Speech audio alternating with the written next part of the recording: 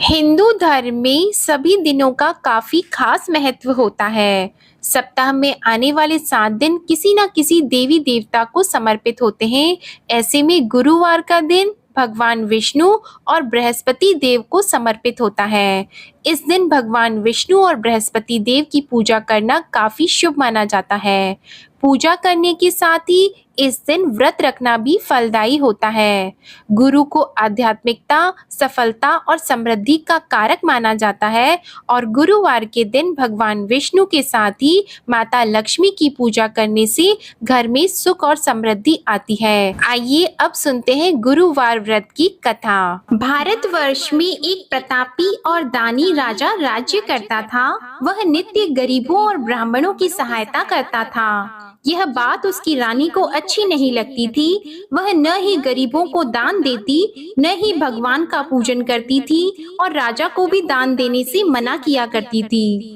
एक दिन राजा शिकार खेलने वन को गए हुए थे, तो रानी महल में अकेली थी। उसी समय बृहस्पति देव साधु वेश में राजा के महल में भिक्षा लेने के लिए गए और भिक्षा मांगी, तो रानी ने भिक्षा देने से इनकार कर दिया और कहा, हे साधु महाराज, मैं तो दान पुण्य से तंग आ गई हूँ। मेरा पति सारा धन लुटाते रहते हैं। मेरी इच्छा है कि हमारा धन नष्ट हो जाए, फिर न रहेगा बांस, न बजेगी बांसुरी।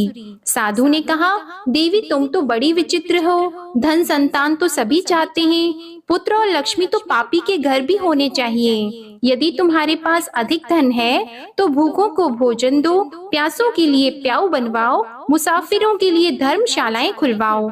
जो निर्धन अपनी कुंवारी कन्याओं का विवाह नहीं कर सकते, उनका विवाह करा दो। ऐसे और कई काम हैं जिनके करने से तुम्हारा यश लोक और परलोक में फैलेगा।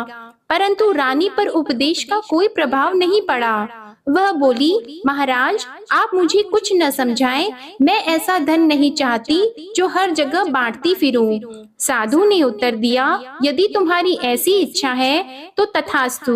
तुम ऐसा करना कि बृहस्पतिवार को घर लीपकर पीली मिट्टी से अपना सिर धोकर स्नान करना, भट्टी चढ़ाकर कपड़े धोना। ऐसा करने से आपका सारा धन नष्ट हो जाएगा। इतना कहकर वह साधु महाराज वहाँ से आलोक हो गए और साधु के अनुसार कही बातों को पूरा करते हुए रानी को केवल 3 बृहस्पतिवार ही बीते थे कि उसकी समस्त धन संपत्ति नष्ट हो गई।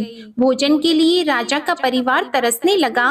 तब एक दिन राजा ने रानी से बोला कि हे रानी, तुम यहीं रहो, मैं दूसरे देश को जाता हूँ, क्योंकि यहाँ पर सभी लोग मुझे जानते हैं, इसलिए मैं कोई छोटा कार्य नहीं कर सकता।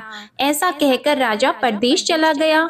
वहाँ वह जंगल से लकड़ी काट कर लाता और शहर में बेचता था। इस तरह वह अपना जीवन व्यतीत करने लगा। इधर राजा के परदेश जाते ही रानी और दासी दुखी रहने लगी। एक बार जब रानी और दासी को 7 दिन तक बिना भोजन के रहना पड़ा, तो रानी ने अपनी दासी से कहा, हे दासी, पास ही के नगर में मेरी बहन रहती है, वह बड़ी धनवान है। तू उसके पास जा और कुछ लेकर आ, ताकि थोड़ा बहुत गुजार बसर हो सके। रानी दासी की बहन के पास गई। उस दिन गुरुवार था और रानी की बहन उस समय बृहस्पतिवार व्रत की कथा सुन रही थी। दासी ने रानी की बहन को अपनी रानी का संदेश दिया, लेकिन रानी की बड़ी बहन ने कोई उत्तर नहीं दिया। जब दासी को रानी की बहन से कोई उत्तर नहीं मिला, तो वह बहुत दुखी हुई और उसे क्रोध भी आया। दासी ने वापस आकर रानी को सारी बात बता दी। सुनकर रानी ने अपने भाग्य को कोसा। उधर रानी की बहन ने सोचा कि मेरी बहन की दासी आई थी, परंतु मैं उससे नहीं बोली, इससे वह बहुत दुखी हुई होगी। कथा सुनकर और पूजन समाप्त करके वह अपनी बहन के घर आई और कहने लगी, हे बहन, मैं बृहस्पतिवार का व्रत कर रही थी, तुम्हारी दासी मेरे घर आई थी, परंतु जब तक कथा होती है तब तक न तो उठते हैं और न ही बोलते हैं, इसलिए मैं नहीं बोली। कहो दासी क्यों गई थी? रानी बोली, बहन तुमसे क्या छिपाऊं, हमारे घर में खाने तक को अनाज नहीं था। ऐसा कहते कहते रानी की आंखें भर आई। उसने दासी समेत पिछले 7 दिनों से भूखे रहने तक की बात अपनी बहन को विस्तार पूर्वक सुना दी। रानी की बहन बोली, देखो बहन, भगवान बृहस्पति सबकी मनोकामना को पूर्ण करते हैं। देखो शायद तुम्हारे घर में अनाज रखा हो। पहले तो रानी को विश्वास नहीं हुआ, पर बहन के आग्रह करने पर उसने अपनी दासी को अंदर भेजा तो उसे सचमुच अनाज से भरा एक घड़ा मिल गया। यह देखकर दासी को बड़ी हैरानी हुई। दासी रानी से कहने लगी, हे रानी, जब हमको भोजन नहीं मिलता तो हम व्रत ही तो करते हैं, इसलिए क्यों न इनसे व्रत और कथा की विधि पूछ ली जाए ताकि हम भी व्रत कर सकें। तब रानी ने अपनी बहन से बृहस्पतिवार व्रत के बारे में पूछा। उसकी बहन ने बताया, बृहस्पतिवार के व्रत में चने की दाल और मुनक्का से विष्णु भगवान का केले की जड़ में पूजन करें तथा दीपक जलाएं, व्रत कथा सुने और पीला भोजन ही करें। इससे बृहस्पति देव प्रसन्न होते हैं। और व्रत और पूजन विधि बताकर रानी की बहन अपने घर को लौट गई। 7 दिन के बाद जब गुरुवार आया तो रानी और दासी ने व्रत रखा। घुड़साल में जाकर चना और गुड़ लेकर आई, फिर उससे केले की जड़ तथा विष्णु भगवान का पूजन किया। अब पीला भोजन कहाँ से आए, इस बात को लेकर दोनों बहुत दुखी थी। चूँकि उन्होंने व्रत रखा था, इसलिए बृहस्पति देव उनसे प्रसन्न थे। इसलिए वे एक साधारण व्यक्ति का रूप धारण करके 2 थालों में सुंदर पीला भोजन दासी को दे गए। भोजन पाकर दासी बहुत प्रसन्न हुई और फिर रानी के साथ मिलकर भोजन ग्रहण किया। उसके बाद वे सभी गुरुवार को व्रत और पूजन करने लगी। बृहस्पति भगवान की कृपा से उनके पास फिर से धन संपत्ति आ गई, परंतु रानी फिर से पहले की तरह आलस्य करने लगी। तब दासी बोली, देखो रानी, तुम पहले भी इस प्रकार आलस्य करती थी, तुम्हें धन रखने में कष्ट होता था, इस कारण सभी धन नष्ट हो गया, और अब जब भगवान बृहस्पति की कृपा से धन मिला है तो तुम्हें फिर से आलस्य होता है। रानी को समझाते हुए दासी कहती हैं कि बड़ी मुसीबतों के बाद हमने यह धन पाया है, इसलिए हमें दान पुण्य करना चाहिए, भूखे मनुष्यों को भोजन कराना चाहिए और धन को शुभ कार्यों में खर्च करना चाहिए, जिससे तुम्हारे कुल का यश बढ़ेगा, स्वर्ग की प्राप्ति होगी और पितृ प्रसन्न होंगे। दासी की बात मानकर रानी अपना धन शुभ कार्यों में खर्च करने लगी, जिससे पूरे नगर में उसका यश फैलने लगा। उधर एक दिन राजा दुखी होकर जंगल में एक पेड़ के नीचे आसन जमाकर बैठ गया। वह अपनी दशा को याद करके व्याकुल होने लगा। बृहस्पतिवार का दिन था। एकाएक उसने देखा कि निर्जन वन में एक साधु प्रकट हुए। वह साधु वेश में स्वयं बृहस्पति देवता थे। लकड़हारे के सामने आकर बोले, हे लकड़हारे, इस सुनसान जंगल में तू इतना चिंता मग्न क्यों बैठा है? लकड़हारे ने दोनों हाथ जोड़कर प्रणाम किया और उत्तर दिया, महात्मा जी, आप सब कुछ जानते हैं, मैं क्या कहूँ। यह कहकर रोने लगा और साधु को अपनी आत्म कथा सुनाई। महात्मा जी ने कहा, तुम्हारी स्त्री ने बृहस्पतिवार के दिन बृहस्पति भगवान का निरादर किया है, जिसके कारण रुष्ट होकर उन्होंने तुम्हारी यह दशा कर दी। अब तुम चिंता को दूर करके मेरे कहने पर चलो तो तुम्हारे सब कष्ट दूर हो जाएंगे और भगवान पहले से भी अधिक संपत्ति देंगे। तुम बृहस्पति के दिन कथा किया करो, 2 पैसे के चने मुनक्का लाकर उसका प्रसाद बनाओ और शुद्ध जल से लोटे में शक्कर मिलाकर अमृत तैयार करो।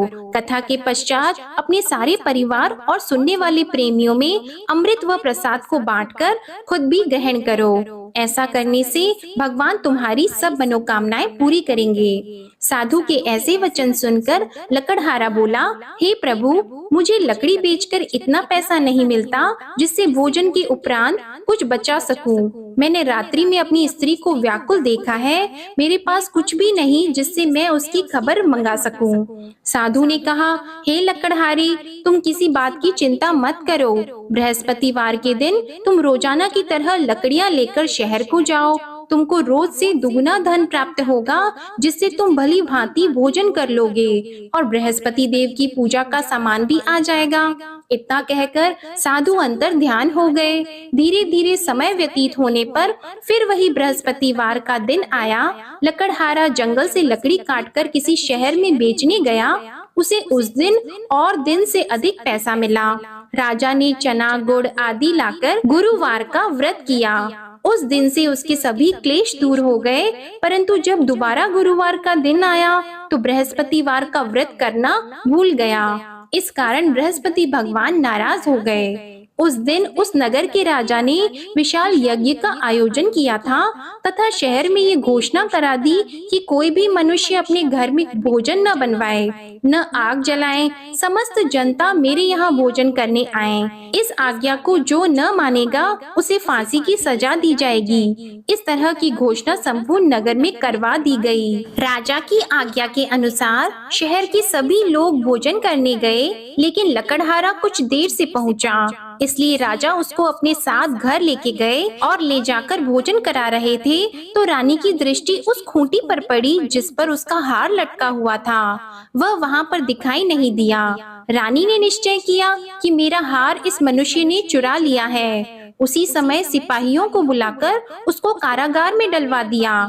जब लकड़हारा कारागार में पड़ गया और बहुत दुखी होकर विचार करने लगा कि न जाने कौन से पूर्व जन्म के कर्म से मुझे यह दुख प्राप्त हुआ है, और उसी साधु को याद करने लगा जो कि जंगल में मिला था। उसी समय तत्काल बृहस्पति देव साधु के रूप में प्रकट हुए और उसकी दशा को देखकर कहने लगे, अरे मूर्ख, तूने बृहस्पति देव की कथा नहीं करी, इस कारण तुझे दुख प्राप्त हुआ है। अब चिंता मत कर, बृहस्पतिवार के दिन कारागार के दरवाजे पर 4 पैसे पड़े मिलेंगे, उनसे तू बृहस्पति देव की पूजा करना, तेरे सभी कष्ट दूर हो जाएंगे। बृहस्पतिवार के दिन उसे 4 पैसे मिले। लकड़हारे ने कथा कही। उसी रात्रि को बृहस्पति देव ने उस नगर के राजा को स्वप्न में कहा, हे राजा, तुमने जिस आदमी को कारागार में बंद कर दिया है वह निर्दोष है, वह राजा है, उसे छोड़ देना। रानी का हार उसी खूंटी पर लटका है। अगर तू ऐसा नहीं करेगा तो मैं तेरे राज्य को नष्ट कर दूंगा। इस तरह रात्रि के स्वप्न को देखकर राजा प्रातः काल उठा और खूंटी पर हार देखकर लकड़हारे को बुलाकर क्षमा मांगी और लकड़हारे को योग्य सुंदर वस्त्र आभूषण देकर विदा कर दिया। बृहस्पति देव की आज्ञा के अनुसार लकड़हारा अपने नगर को चल दिया। राजा जब अपने नगर के निकट पहुंचा तो उसे बड़ा आश्चर्य हुआ। नगर में पहले से अधिक बाग, तालाब, कुएं तथा बहुत सी धर्मशाला, मंदिर आदि बन गई हैं। राजा ने पूछा, यह किसका बाग और धर्मशाला है? तब नगर के सब लोग कहने लगे, यह सब रानी और बंदी के हैं। तो राजा को आश्चर्य हुआ और गुस्सा भी आया। जब रानी ने यह खबर सुनी कि राजा आ रहे हैं तो उन्होंने दासी से कहा, हे दासी, देख राजा हमको कितनी बुरी हालत में छोड़ गए थे। हमारी ऐसी हालत देखकर वह लौट न जाएं, इसलिए तू दरवाजे पर खड़ी हो जा। आज्ञा के अनुसार दासी दरवाजे पर खड़ी हो गई। राजा आए तो उन्हें अपने साथ लेकर आई। तब राजा ने क्रोध करके अपनी रानी से पूछा कि यह धन तुम्हें कैसे प्राप्त हुआ है? तब उन्होंने कहा, हमें यह सब धन बृहस्पति देव के इस व्रत के प्रभाव से प्राप्त हुआ है। राजा ने निश्चय किया कि 7 रोज बाद तो सभी बृहस्पति देव का पूजन करते हैं, परंतु मैं प्रतिदिन दिन में 3 बार कहानी और रोज व्रत किया करूंगा। अब हर समय राजा के दुपट्टे में चने की दाल बंदी रहती और दिन में 3 बार कहानी कहते। एक रोज राजा ने विचार किया कि चलो अपनी बहन के यहाँ हो आवे। इस तरह निश्चय करके राजा घोड़े पर सवार होकर अपनी बहन के यहाँ को चलने लगा। मार्ग में उसने देखा कि कुछ आदमी एक मुर्दे को लिए जा रहे हैं। उन्हें रोककर राजा कहने लगा, अरे भाइयों, मेरी बृहस्पति देव की कथा सुन लो।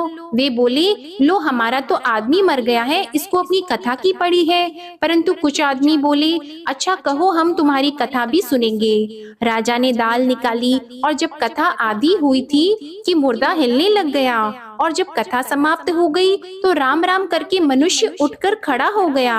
आगे मार्ग में उसे एक किसान खेत में हल चलाता मिला तो राजा ने उसे देखकर बोला, अरे भैया, तुम मेरी बृहस्पतिवार की कथा सुन लो। किसान बोला, जब तक मैं तेरी कथा सुनूंगा तब तक 4 हरैया जोत लूंगा। जा अपनी कथा किसी और को सुनाना। इस तरह राजा आगे चलने लगा। राजा के हटते ही बैल पछाड़ खाकर गिर गए और किसान के पेट में बड़ी जोर का दर्द होने लगा। उस समय उसकी माँ रोटी लेकर आई और उसने जब यह देखा तो अपने पुत्र से सब हाल पूछा और बेटे ने सभी हाल कह दिया। तो बुढ़िया दौड़ी दौड़ी उस घुड़सवार के पास गई और उससे बोली कि मैं तेरी कथा सुनूंगी, तू अपनी कथा मेरे खेत पर चलकर ही कहना। राजा ने बुढ़िया के खेत पर जाकर कथा कही, जिसके सुनते ही वह बैल उठकर खड़े हुए तथा किसान के पेट का दर्द भी बंद हो गया। राजा अपनी बहन के घर पहुंचा। बहन ने भाई की खूब मेहमानी की। दूसरे रोज प्रातः काल राजा जगा तो वह देखने लगा कि सब लोग भोजन कर रहे हैं। राजा ने अपनी बहन से कहा, ऐसा कोई मनुष्य है जिसने भोजन नहीं किया हो? मेरे बृहस्पतिवार की कथा सुन ले। बहन बोली, हे भैया, यह देश ऐसा है कि पहले यहाँ लोग भोजन करते हैं, बाद में अन्य काम करते हैं। अगर कोई पड़ोस में हो तो देख आऊं। वह ऐसा कहकर देखने चली गई, परंतु उसे कोई ऐसा व्यक्ति नहीं मिला जिसने भोजन न किया हो। अतः वह एक कुम्हार के घर गई जिसका लड़का बीमार था। उसे मालूम हुआ कि उनके यहाँ 3 रोज से किसी ने भोजन नहीं किया है। रानी ने अपने भाई की कथा सुनने के लिए कुम्हार से कहा। वह तैयार हो गया। राजा ने जाकर बृहस्पतिवार की कथा कही, जिसको सुनकर उसका लड़का ठीक हो गया। अब तो राजा की प्रशंसा होने लगी। एक रोज राजा ने अपनी बहन से कहा कि हे बहन, हम अपने घर को जाएंगे, तुम भी तैयार हो जाओ। राजा की बहन ने अपनी सास से कहा तो सास ने कहा, हाँ चली जा, परंतु अपने लड़कों को मत ले जाना, क्योंकि तेरे भाई की कोई औलाद नहीं है। बहन ने अपने भैया से कहा, हे भैया, मैं तो चलूंगी पर कोई बालक नहीं चलेगा। तो राजा बोला, जब कोई बालक नहीं चलेगा तब तुम ही क्या करोगी? बड़े दुखी मन से राजा अपने नगर को लौट आया। राजा ने अपनी रानी से कहा, हम निर्वंशी हैं, हमारा मुंह देखने का धर्म नहीं है और कुछ भोजन आदि नहीं किया है। रानी बोली, हे प्रभु, बृहस्पति देव ने हमें सब कुछ दिया है, वह हमें औलाद अवश्य देंगे। उसी रात को बृहस्पति देव ने राजा से स्वप्न में कहा, हे राजा उठो, सभी सोच त्याग दो, तेरी रानी गर्भ से है। राजा को यह बात सुनकर बड़ी खुशी हुई। 9वें महीने में उसके गर्भ से एक सुंदर पुत्र पैदा हुआ। तब राजा बोला, हे रानी, स्त्री बिना भोजन के रह सकती है पर बिना कहे नहीं रह सकती। जब मेरी बहन आएगी तुम उससे कुछ मत कहना। रानी ने सुनकर हाँ कर दिया। जब राजा की बहन ने यह शुभ समाचार सुना तो वह बहुत खुश हुई और बधाई लेकर अपने भाई के यहाँ आई। तभी रानी ने कहा, घोड़ा चढ़कर तो नहीं आई है, गधा चढ़कर आई है। राजा की बहन बोली, भाभी, मैं इस प्रकार न कहती तो तुम्हें औलाद कैसे मिलती? बृहस्पति देव ऐसे ही हैं, जैसी जिसके मन में कामनाएं हैं सभी को पूर्ण करते हैं। जो सद्भावना पूर्वक बृहस्पतिवार का व्रत करता है एवं कथा पढ़ता है अथवा सुनता है, दूसरों को सुनाता है, बृहस्पति देव उनकी सभी मनोकामनाएं पूर्ण करते हैं। प्रेम से बोलिए बृहस्पति देव की जय। यह थी गुरुवार की संपूर्ण व्रत कथा।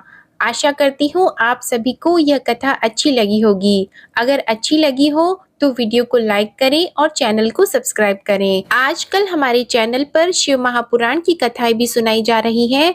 अगर कोई भी शिव भक्त हैं जो उन कथाओं को सुनना चाहते हैं तो आप हमारे चैनल पर उन्हें सुन सकते हैं। इसके लिए आप हमारे चैनल को सब्सक्राइब करके बेल आइकन भी दबाएं। धन्यवाद।